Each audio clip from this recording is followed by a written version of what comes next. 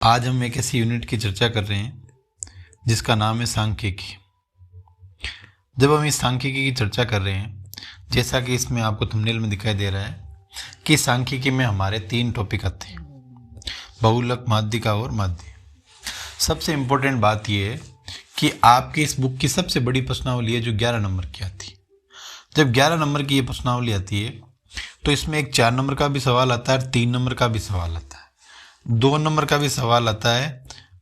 और आप अगर इसको व्यवहारिक रूप से देखोगे 4, 3, 7, 2, 9 और 1 नंबर के भी सवाल आने के इसके चांस होते हैं। कुल मिलाकर हर टाइप का क्वेश्चन इस प्रश्नावली में से आता है। तो मेरा ये प्रयास रहेगा और आपका भी ये प्रयास रहना चाहिए कि बाकी को तो आप याद करो जो करो, इसको तो इस तरीके से याद करो कि आपको कोई सा भी क्वेश्चन बोले अच्छी तरीके से आना चाहिए। हाँ, दूसरी बात ये है कि ये प्रश्नावली इतनी कठिन नहीं, ना ही इतनी डीप है। अगर आप सरफेस से पढ़ने का, अच्छे एग्जाम्पल टू एग्जाम्पल पढ़ने का प्रयास करोगे तो कोई दिक्कत नहीं आएगी। आप इसकी थ्योरी पढ़ने का प्रयास करोगे तो मैं मानता हूं कि आपके उतने डाटा क्लियर नहीं हो पाएंगे जितना आप इसकी क्वेश्चन की प्रैक्टिस करोगे। मैं आपके इसके अधिकतम से अधिकतम जो मोस्ट सवाल बनते हैं वो मैं पढ़ाने का आपको प्रयास करूंगा और मैं आपको विश्वास दिलाता हूं कि वो हर क्वेश्चन मैं इसमें लेके आ रहा हूं जो आपके एग्जाम के लिए महत्वपूर्ण बनता है और इसके दायरे से कोई बाहर नहीं आता। आप इस आधे घंटे के वीडियो को बड़े इत्मीनान से देखने का प्रयास करो। अगर विश्वास मानते हो तो मैंने 70 वीडियो बना दिया आज तक, सारे 10th क्लास से बेसिस है और मेरा टारगेट आप तक है, आपकी ओर है। अब देखो ध्यान से, सबसे पहले हम जब पढ़ते हैं तो मैं मानता हूं कि फॉर्मूले रटने से याद नहीं होते, फॉर्मूले प्रैक्टिस से याद होते हैं। लेकिन प्रैक्टिस तभी करेंगे जब हम इसके बारे में थोड़ा बहुत जानेंगे। ये बहुलक का फॉर्मूला होता है, ये एल है, f1 minus f0 2f1 minus f0 minus f2 into h। किसका क्या रोल रहेगा ये हम जब एग्जाम्पल पढ़ेंगे उसमें अच्छी तरीके से समझेंगे। उसके बाद में माध्यिका का ये होता है l plus n/2 minus cf into h। और उसके बाद में क्या रहता है, संचय बारंबारता बंटन में अगर हम आले की निरूपण करेंगे से कम और से अधिक, ये दोनों भी बहुत महत्वपूर्ण है। पिछली बार हमारे बोर्ड के एग्जाम में ये 4 नंबर से सवाल आया था। हालांकि इसके अथवा में या तो बहुलक आ जाता है या माध्यिका आ जाता है, लेकिन हमें इसको पीछे क्यों छोड़ना, हमें इसको भी करना पड़ेगा और करेंगे। और उसके बाद में हमारे माध्य के 3 प्रकार होते हैं। पहला प्रत्यक्ष विधि है जो आपसे कोई छुपा हुआ नहीं है, और उस प्रत्यक्ष विधि के बाद में जो दूसरी है वो कौन सी है, पग विचलन विधि, और जो तीसरी रहेगी वो रहेगी कल्पित माध्य। इनमें कोई विशेष अंतर नहीं रहेगा, फॉर्मूले का अंतर रहेगा। फॉर्मूले का अंतर होने के बाद में क्या, जैसे पग विचलन विधि होती है, कल्पित विधि होती है, इसमें एक माध्य को हमें मानना पड़ता है। माध्य का मीन्स आप समझ रहे हो, जो संख्या बीच की हो, और जो विद्य की संख्या होती है उसमें से हमें एक माध्य को मानना पड़ता है। ये फॉर्मूला आपको याद करना है। इसमें FI/DI है, इसमें थोड़ा सा अलग है। देखो A प्लस इसमें और A प्लस भी इसमें, FI/DI अपॉन FI, इसमें FI/UI upon FI sigma FI, और ये मल्टीप्लाई में इसके H है। और H का मतलब होता है जिसे हम कहते हैं सार्व अंतर, या आप कह सकते हो डिफरेंस, या अपन हाइट में जो अंतर होता है वो अपन मान सकते हैं, वर्ग अंतराल। अब हम इसके क्वेश्चन हम 1 by 1 करने का प्रयास करेंगे जो हमें आपको ध्यान से देखना। देखो ये क्वेश्चन हमारे जब भी क्वेश्चन आता है, बारंबारताएं 2 टाइप्स की होती है, 2 प्रकार की होती है। एक बारंबारता होती है वो वर्गीकृत होती है, और एक बारंबारता होती है वो अवर्गीकृत होती है। अवर्गीकृत जो बारंबारता होता है इसका हम कक्षा 9th में अध्ययन करते हैं, 8th में भी सामान्य रूप से अध्ययन करने का प्रयास करते हैं। लेकिन जब 10th में हम अध्ययन करेंगे तो ये सिर्फ और सिर्फ वर्गीकृत बारंबारता का हम अध्ययन करेंगे। वर्गीकृत बारंबारता का सामान्य अर्थ ये है कि वो बारंबारता जो वर्ग अंतराल में बंटी हुई हो, ये से क्लियर चीज। अब हमें ये सवाल करना है, तो आपको ये पता है ये f का मान है, ये x का मान, ये x का मान है। अब x का मान ये 20 कैसे आया, ये आपको बहुत महत्वपूर्ण चीज है। मैंने डायरेक्ट लिख रखा है ताकि हमारे क्वेश्चन करने में समय नहीं लगे। अब आपको एक चीज नोट करनी है, वो मैं बता रहा हूं। आप सब जानते हो कि ये बारंबारता f आएगी, इसमें f लिखा हुआ आएगा, तो हमें इसमें कोई छेड़छाड़ करने की आवश्यकता है नहीं। f का मतलब होता है बारंबारता, या कोई भी नंबर्स कितने टाइम्स आता है वो उसकी बारंबारता। हम पढ़ते हैं, आप इस नंबर को पढ़ो, बारंबारता। बारंबार मतलब बार बार आना। ये 15 से 25 के जो नंबर्स आ रहे हैं वो कितने बार आ रहे हैं? ये 6 बार आ रहे हैं, मतलब 15 से 25 के बीच में बार बार नंबर्स आ रहे हैं, तो ये बारंबारता हो गई। और हमें जो एक से ये निकालना है, ये वर्गीकृत होती है, ये वर्गीकृत अंतराल होता है, उसको हमें एक व्यवस्थित रूप से डिफाइन करना होता है। इसको डिफाइन करने का एक तरीका होता है, जो भी हमारे पास अंतराल होता है, जैसे 15 और 20 25, इन दोनों को जोड़कर 2 से डिवाइड करना है। आप इन दोनों को जोड़ोगे तो 40 आएगा, 40, और 40 को जब 2 से डिवाइड करोगे तो इसी प्रकार आप इन दोनों को जोड़ोगे तो 60 आएगा, 60 में जब आप 2 से डिवाइड करोगे तो 30 आएगा। इसी प्रकार आप इन सब को जोड़ते जाओगे, जोड़ने के बाद में जो नंबर्स आएंगे उनको आपको इनके नीचे लिखना है। ये चीज आपको थोड़ा सा ध्यान देना है, ध्यान देकर ही इस सवाल को हमें करना है, तभी इस सवाल को पढ़ने का वास्तविक आनंद आएगा। अब देखो कौन सा सवाल कैसे होता है, हम इसको लाइन से लाइन करें। अब ये कह रहा है कि आपको इसमें तीनों माध्य ज्ञात करने, करेंगे भैया जब आप कह रहे हो, तो इसमें क्या, जब हमें प्रत्यक्ष विधि से माध्य ज्ञात करना है, तो जब भी हमें प्रत्यक्ष विधि से माध्य ज्ञात करना है तो आपको इसको प्रत्यक्ष माध्य की जो होता है ये फॉर्मूला आना चाहिए, sigma F I X I बटावा सिग्मा एफ आई। ये सिग्मा जो आता है, ये बार बार सिग्मा आ रहा है, इसका अर्थ क्या होता है? इसका अर्थ ये कि जो भी नंबर्स हैं उनका योग टोटल वही सिग्मा होता है। तो आपको क्या करना है, जैसे सबसे पहले ज्ञात करना एफ आई एक्स आई, तो 20 को 6 से गुणा करो कितना आएगा? 120। 11 को 30 से गुणा करो कितना आएगा? 330। 7 को 40 से गुणा करो कितना आएगा? 280। 4 को 50 से गुणा करो कितना आएगा? 200। इसको गुणा करो कितना आएगा? 240। इसको आप जब गुणा करोगे तो कितना आ जाएगा? 140, और इसको मल्टीप्लाई करोगे तो 80। अब इनका आपका जो एडिशन करोगे वो यहां पर आ जाएगा सिग्मा एफ आई एक्स आई, और उसके बाद में इनका जो आप एडिशन करोगे ये सिग्मा एफ आई यहाँ आ जाएगा। मान लो 6 4 11 17, 17 और 7 कितने? 24, ये कितने हो गए? 28, 32, 34, 35। तो ये जो योग आ रहा है ये तो आ गया 35, और इनको भी जब हम ऐड करेंगे, मानो वो कितना भी आंसर आएगा, मान लो 700 आ गया, और इनका जब डिवाइड करके हम आंसर निकालेंगे वो हमारा प्रत्यक्ष विधि से माध्य। हालांकि प्रत्यक्ष विधि का माध्य बहुत इजी रहता है, ये सवाल आता तो 1-2 नंबर में आता है। आपके ज्यादातर सवाल आएगा तो हमारे सवाल आएगा कल्पित माध्य का। क्या आएगा? कल्पित माध्य। और कल्पित माध्य का एक सिस्टम होता है, वो आपको थोड़ा सा ध्यान देना है। उसका सिस्टम क्या होता है, जिससे मैं इसको साफ करके आपको आगे बताने का प्रयास करूंगा। देखो उसका सिस्टम क्या होता है कि हमें कल्पित माध्य जब ज्ञात करना पड़ेगा तो एक कल्पित माध्य को मानना पड़ेगा और उसको इसमें से घटाना पड़ेगा, और ये जो घटाते हैं ना ये आता है डी के बराबर। किसके बराबर आता है?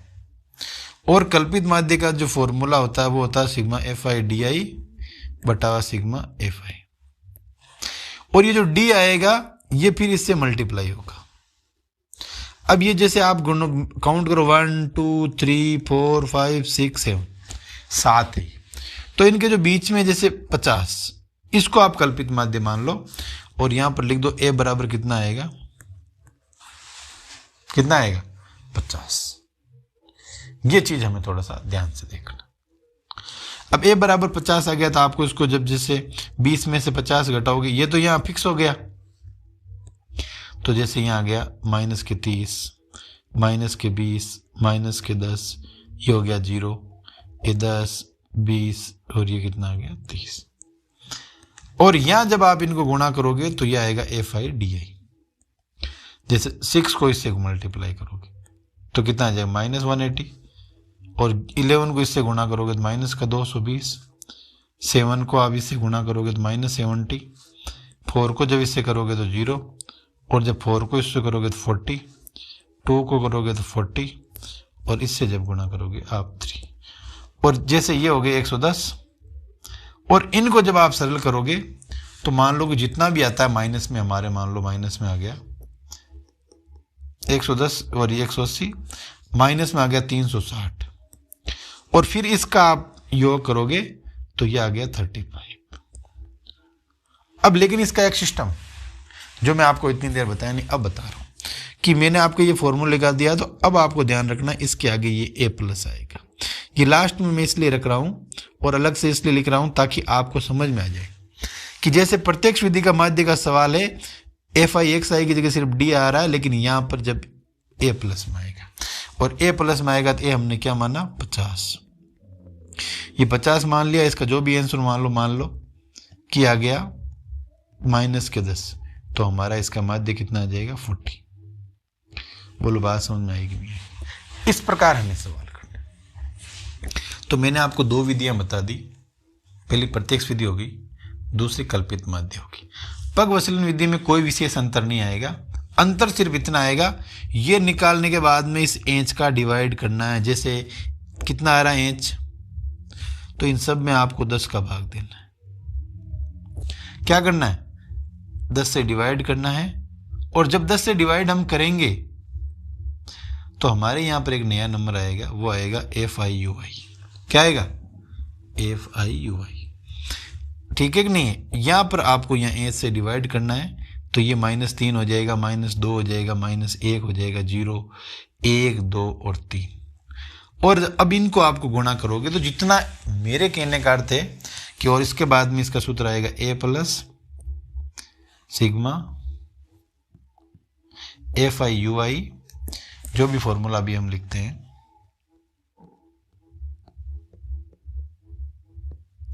Into H.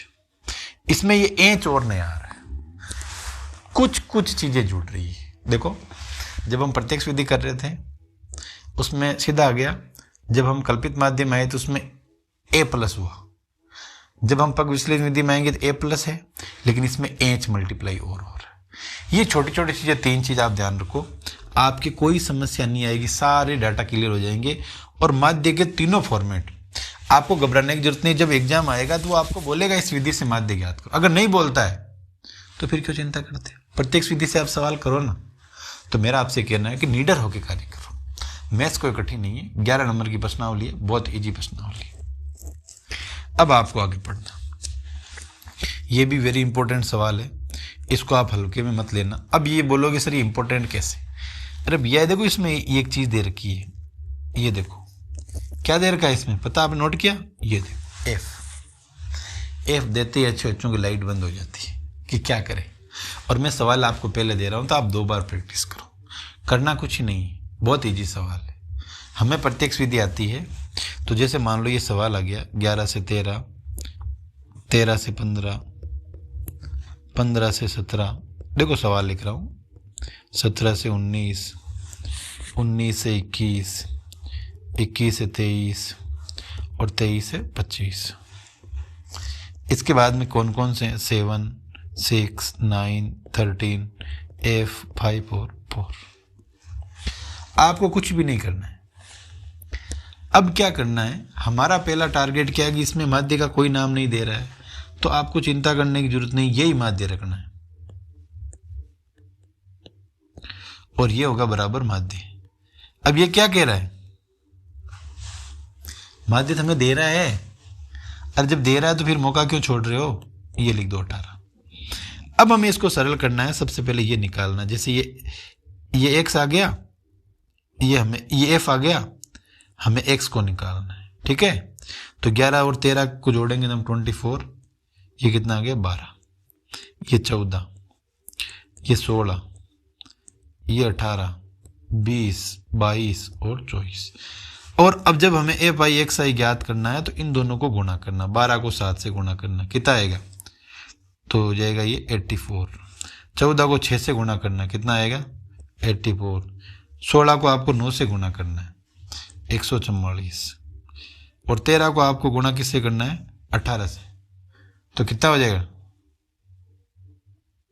तो ये हो जाएगा आपके 134। और ये होगा तो ये हो जाएगा 20F, ठीक है। और ये इसको आप गुणा करोगे 110, और जब इसको आप गुणा करोगे तो कितना आ जाएगा 48, और 48 को आप करोगे तो ये हो जाएगा 96। इन सब को आपको ऐड करना है, और ऐड करके ये जो सिग्मा एफ है इसको डिवाइड करना है। मैं पूरा कराऊंगा, आप इनको जोड़ दो। जैसे 4 8 12 16, 16 अच्छे कितने हो गए 12, 16 अच्छे कितने हो गए 22, 22 का 2 हासिल का 1, 8 16 17 4 कितने हो गए 21, 24 25 और 25 और 9 कितने हो गए 34, 34 ये एक ये आ गया, एक ये आ गया, 2 5, तो हमारे ये आ गया 542 प्लस 20F, और नीचे जो भी आएगा 5 4 9 9 दूनी 18, 18 से कितने हो गए 24, 24 से 7 कितने हो गए 31, 31 से 13 हो गए 44, और नीचे आएगा 44 प्लस F। देखो कैलकुलेशन का कोई इशू नहीं होता, छोटा मोटा हो जाता है। हमें इस सवाल को अब कैसे करना है, इतना तो आप ला ही सकते हो।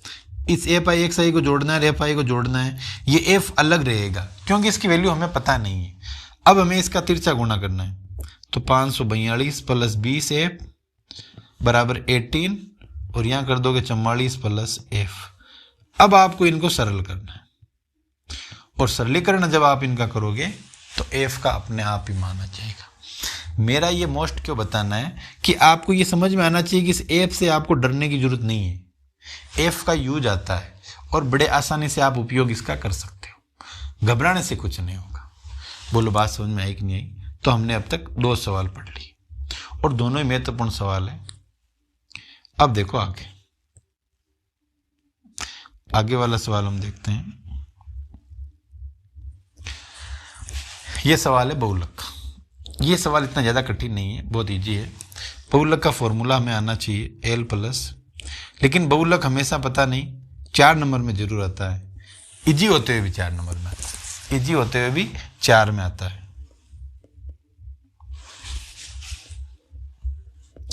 ये होता है बहुलक का फॉर्मूला, ये बहुलक का सूत्र होता है। अब जब बहुलक के जब भी हम कार्य करें, हमारी सबसे पहली ड्यूटी ये रहती है कि आप इनमें देखो सबसे ज्यादा बार कौन सा वर्ड आ रहा है। जो ज्यादा बार आएगा वो क्या आएगा फर्स्ट, और इससे पहले गिनती कितनी आएगी 0, और इसके बाद में कितनी आएगी 2। बस यही कार्य हो गया। 3 चीज हमें पता चल गई। F1 का मान कितना आ गया 8, F0 का मान कितना आ गया 7, F2 का मान कितना आ गया 2। एच का मान आपको पता ही है, सब में 2 2 का अंतराल है। और एल का मतलब जो वर्ग हमने चुना है उसकी निम्नतम सीमा ये 3। बोलो और कुछ चाहिए क्या? नहीं चाहिए। तो 3 यहाँ आ गया, F1 का मान 8 आ गया, F0 का मान 7 आ गया, 2 गुणा 8 आ गया, F0 का मान 7 ये आ गया 2, और एच का मान फिर आ गया 2। फिर यहाँ आ गया 3, यहाँ 1 आ गया, ये हो गया 16 माइनस 7 माइनस 2 गुणा 2। आप फिर समझ गए कि 16 में से 7 गए कितने रहे 9, 9 में से 2 गए कितने रहे 7, और ऊपर है 2, 2/7। आप इनको सरल करोगे आगे जितना भी आपके आता है, जैसे 0.2 आता है इसमें, और फिर आता है ये आंसर आपके आ जाएगा, और यही हमारा क्या आएगा बहुलक, सॉरी 3 पॉइंट। तो आया कि नहीं आया आंसर? इस प्रकार हमें निकालना। बहुलक ज़्यादा कभी आपके लिए टफ नहीं पड़ेगा, बहुत इजी पड़ेगा। लेकिन ये सवाल भी 4 नंबर का आता है। अब एग्जामिनर ये भी चाहता है कि भाई बच्चों का भी ध्यान रखने का प्रयास करें। बहुलक के सवाल कर रहे हो, माध्य का एफ के बाद में अगला इंपॉर्टेंट सवाल आता है, तो ये आता है। कारण क्या है कि इसमें एक तो एक्स है और एक क्या है वाई। और माध्यिका का सवाल करते हैं तो हम सब समझते हैं कि माध्यिका का मतलब क्या होता है। माध्यिका का मतलब होता है यही कि जो सवाल रहेगा उसमें हमें एक माध्यिका का चयन करना पड़ेगा। लेकिन ये खुद कह रहा है कि माध्य कितना है 525। तो 525 किसके बीच में आएगा? ये यहां पर आएगा। आया कि नहीं है? बस यही आएगा। और माध्यिका का जब भी आप सवाल करोगे तो आपके लिए सबसे महत्वपूर्ण चीज रहेगी एक, वो रहेगा CF। क्या रहेगा? और CF को हम कहते हैं संचयी बारंबारता। क्या कहते हैं? संचयी बारंबारता के बिना कभी भी माध्यिका का सवाल संभव ही नहीं, और आपको ये निकालना ही पड़ेगा। संचयी बारंबारता कैसे निकालते हैं? जो भी बारंबारता उसका योग, जैसे 2 और 5 कितने हो गए? 7 और x कितने हो गए? 7 + x। 7 और ये कितने हो गए? 19 + x। 19 और 17 कितने हुए? जोड़ो आप। 19 और 17 हो गए 36 + x। 36 और 20 हो गए 56 + x। ये हो गया 56 + x + y। 56 और 9 कितने हो गए? 65 + x + y। और 65 में आप जब जोड़ोगे तो 72 + x + y, और ये आप 72 में आप जब जोड़ोगे तो 76 + x + y। ये CF है। लेकिन ये क्या कह रहा है उसको भी आप ध्यान से सुनो। एक लाइन कह रहा है, लेकिन ये कह रहा है कि बारंबारताओं का योग कितना है।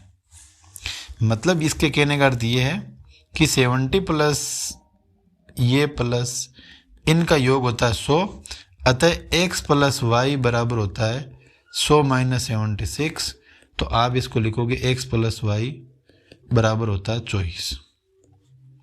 इस समीकरण बहुत काम आएगा, ये ध्यान रख लेना, इसको इजी मत लेना आप, ये इसीलिए मैंने इसको अलग लिखा है। और उसके बाद में आप माध्यिका का सूत्र लिखो, L + n/2 क्या होता है? -CF / F × H। ठीक है कि नहीं? अब एक तो F का मतलब होता है जो हमारा बारंबारता वर्ग है, ये 20, और CF का मतलब होता है जो हमारा बारंबारता वर्ग है उसके जस्ट पहले का, मतलब 36 + x। ये CF होगा। ठीक है कि नहीं? तो इस प्रकार हमें इस सवाल को करना है, और विस्तृत रूप से आप देखो, ये चीज़ आप और देख लो एक बार, इसमें शायद ये चीज़ आई हुई होगी, इसमें ये दिया हुआ नहीं, तो आपको चिंता करने की जरूरत नहीं है। इस प्रकार इन सवालों का थोड़ा सा हमें ध्यान देना है, ये करना है। और अब हमें ये खुद कह रहा है कि ये जो माध्यिका ये कितनी है? 525 दी हुई। अब इसमें आपको खुद को ये आंकलन करना है कि सबसे पहले तो n/2 कितना आएगा। ठीक है, n/2 कितना आएगा, और n/2 हमें निकालना है। n/2 का मतलब क्या होता है, अभी मैं आपको बता देता हूँ। n/2 का मतलब होता है, जैसे ये 100 है, ये किसका मान है? n का, और जब इसको 2 से हम डिवाइड करेंगे तो ये कितना आएगा? 50। कितना आएगा? ये 50 आएगा। और इससे पूरे का जो वर्ग है ये कितना है? 36। तो यहाँ CF की जगह कितना आएगा? 36 + x। और इस वर्ग की न्यूनतम सीमा कितनी हो गई? 500। तो यहाँ लिखोगे 500 + 50 - 36 + x बटा f कितना आ गया? 20। और h इसमें कितना दिया हुआ है? 100। अब आपको ये 525 को 500 इधर भेज दोगे आप, तो इधर इसको भेजोगे तो डिवाइड हो घट जाएगा, तो कितना आ गया? 25 बराबर। अब आप थोड़ा सा ध्यान से देखो, ये इधर माइनस होगा तो -36, और ये माइनस का x हो जाएगा।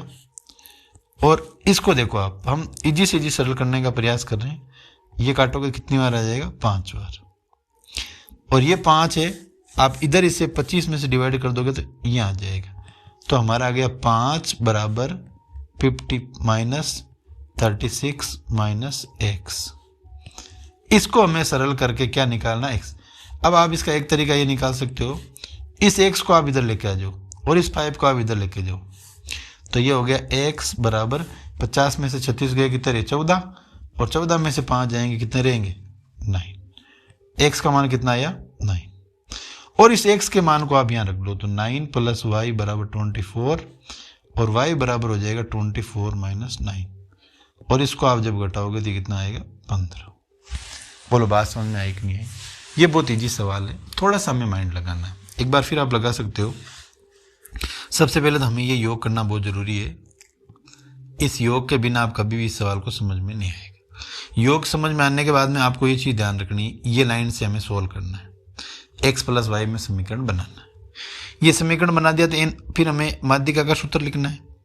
माध्यिका बराबर L plus N by two minus C F into H.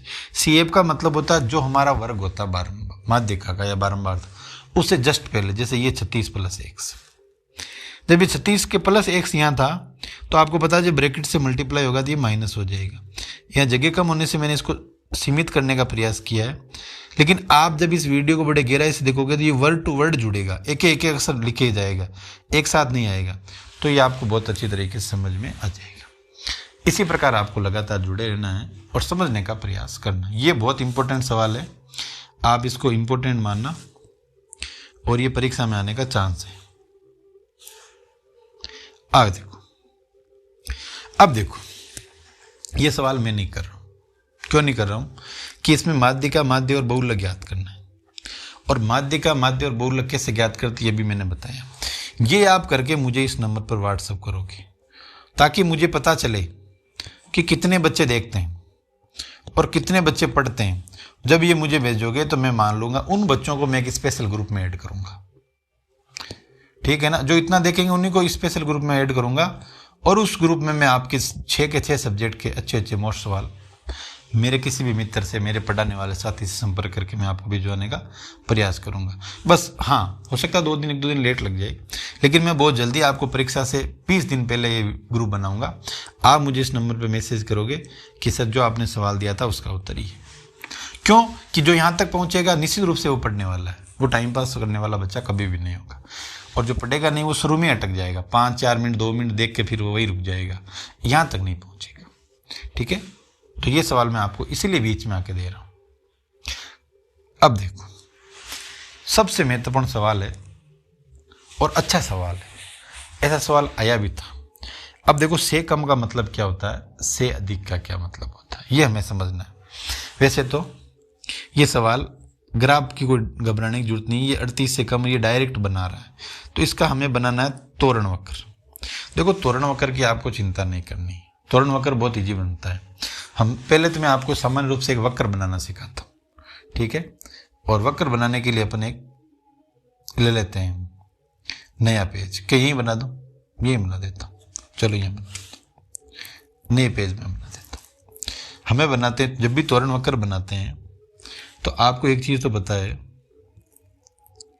तो देखो इस प्रकार हमें एक लाइन खींचनी, और जब लाइन इस प्रकार की खींच दो तो आप सबको पता है कि ये है एक्स अक्ष और ये क्या है वाई। अब जब भी जैसे मान लो तोरण वक्र आपके ऐसे बिंदु आ गए 3 30 4 40 5 50 6 60 ये बिंदु आए। जो पहला बिंदु होता है वो एक्स का होता है, दूसरा बिंदु होता है वो वाई का होता है। अब यह आपको क्या करना है कि जैसे 3 4 में शायद यहां संख्या लिखनी है और यहां इसी प्रकार, इस प्रकार आपको पैरामीटर बनाना है ताकि सभी संख्याएं आपकी इस ग्राफ में आ जाए। और ये मूल बिंदु वही है, ये कह रहा है कि 3 से 30 मिल रहा है, जैसे ये 3 है और ये कितना है 30, तो ये गोला लगाती। 4 से 40 मिल रहा है, 5 से 50 मिल रहा है, 6 से 60 मिल रहा है, ये मिले कि नहीं मिले? ये ऐसे करके आपको ऐसे मिलाना है, तो ये 50 मिल गया। इसको ऐसे करके यहाँ मिलाना है तो ये 6 से 60 मिल गया, और इन सब को एंड में इसको इस प्रकार लाइन से मिला देना है। ये तोरण वक्र हो गया। लेकिन हमारा ये तो वक्र एकदम सीधा आया। जब भी आप तोरण देखो, मान लो ऐसा करके ऐसा बिंदु आ जाए तो ये तोरण जैसा ही हुआ, अर्थात आगे टेढ़ा या जैसा भी स्थिति में आएगा वो बनेगा इसी पैटर्न से। लेकिन सबसे बड़ी चीज़ हमारी ये है कि हमें ये चीज़ समझ में आनी चाहिए कि ये बिंदुओं को कैसे, जैसे से अधिक की बात कर रहे हैं, इसकी हमें एक टेबल बनानी पड़ेगी। पहले ये रुकना, पहले मैं ये समझाने का प्रयास करूँ। जैसे अब आपको जहाँ पर भी लिखना है वो अधिक लिखना। टेबल कैसे बनानी है? 50 से अधिक, उसके बाद में 55 से अधिक, उसके बाद में 60 से अधिक, उसके बाद में 65 से अधिक, 70 से अधिक, 75 से अधिक और 80 से अधिक। तो देखो अब ये कह रहा है 50 से अधिक। अब ये बता रहा है 50 से 55 ये है, 55 से 60 ये है, 60 से 65। इसका मतलब ये सारी जितनी भी संख्या है ये सब 50 से अधिक ही तो है। तो आप इनको जोड़ो, 10 और 12 कितने हो गई 22, 22 और 24 कितने हो गए 36, ये 72, 78। आप इनको जोड़ो तो ये बता रहा है कि ये 100 है। कितना है देखिए, कर देते हैं एक बार। ये हो गया 10, ये हो गया 22, 22 और 24 हो गए 36, 36 प्लस 16 प्लस 38। ठीक है, इसमें आपने 4 दे दिया तो ये रह गया 12 और 2 दे दिया तो रह गया 10। तो ये कितना हो गया 40, ये भी 40 और ये रह गया 10। ये बताया, ये तो 90 हुआ। ठीक है, इनको ऐड करने में तो 90 होता है। देख लेते हैं एक बार फिर। देखो 10 12 22, 22 दूना 44, 2 46, 46 प्लस 16 कितने हुए 54, 62, 100। कितना हो गया? तो देखो छोटी छोटी चीज़, नाराज मत हो ना, समय खराब नहीं कर रहा। तो ये पूरे 100 हो गए। अब ये 55 से ऊपर की बात करेगा भाई, 55 तक 2 आ गए तो पीछे 2 घटा दो तो कितना हो गया 98। और अब 2 घटा दिए, अब ये 60 से ऊपर की बात करेगा तो ये 60, 8 और घटा दो तो ये हो गया 90। और 8 भी जब अब काम हो गया, 60 से ऊपर वाला पूछ रहा है तो ठीक है। अब उसके बाद में ये पूछ रहा 65 से ऊपर, तो 65 से ऊपर तो यही है इतनी संख्या, तो ये 12 और घटा दो तो ये आ गया आपका 78। और फिर 70 से ऊपर पूछेगा तो ये शामिल नहीं करना 24, तो 24 को आप जब घटाओगे तो ये कितना आ जाएगा 54। और 54 को आप फिर आप हटा दोगे तो फिर ये 38 घटाना है तो ये ऑटोमेटिक कितना आ जाएगा 16 आ जाएगा। और 80 से ऊपर कोई है नहीं। तो इस प्रकार आपकी टेबल बनानी है। आपको समझना है थोड़ा सा कि भाई कौन सी, देखो एक बार फिर मैं समझाने का प्रयास कर रहा हूं। भैया ध्यान से देखो, ये कह रहा है 50 से अधिक, तो आपको सबको पता है कि ये 50 55 ये सारे 50 से अधिक ही हैं। तो 50 से अधिक कितने हो गए 100। अब हमें पूछ रहा है सिर्फ 55 से अधिक, तो हमें ये लाइन लेनी नहीं है। तो ये जो 2 इसमें जुड़े हुए ये घटा दो 98। उसके बाद में बोल रहा है वो 55 से अधिक, तो 55 से अधिक 98 आ गई। उसके बाद में वो 60 की बात कर रहा, तो 60 तक की लाइनें हटा दो, मतलब ये 10 घटा दो 100 में से, ये 90 आ गई। इस प्रकार हमें बनाना है। और फिर ये समीकरण बन जाएगा 50 और 100, 55 और 98, 60 और 90, उसके बाद में 65 और 78, 70 और 54, 75 और 16। ये हमारे निर्देशांक बन गए। और इनको बढ़िया एक, जैसे अभी मैंने कुछ समय पहले बताया था, ऐसा वक्र बनाकर इनको निरूपित करना है। अगर समझ में नहीं आया तो आप मुझे बता देना। बोर्ड, आपके प्री बोर्ड का जब पेपर बनाऊंगा तो 100% में त्वरण वक्र का सवाल दूंगा, 101%। तो आपको उसको इस हिसाब से तैयार करना है। उसके बाद में ये से कम वाला है।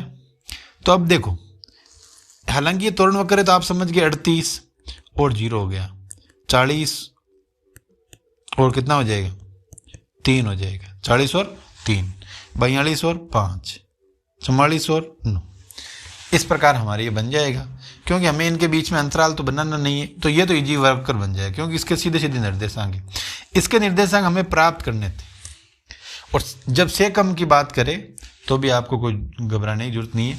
यहाँ जो से कम बोले तो 80 से कम, फिर आएगा 75 से कम, 70 से कम। और इससे आप से कम का थोड़ा बनाने का छोटा मोटा प्रयास करना और कोई दिक्कत नहीं आएगी।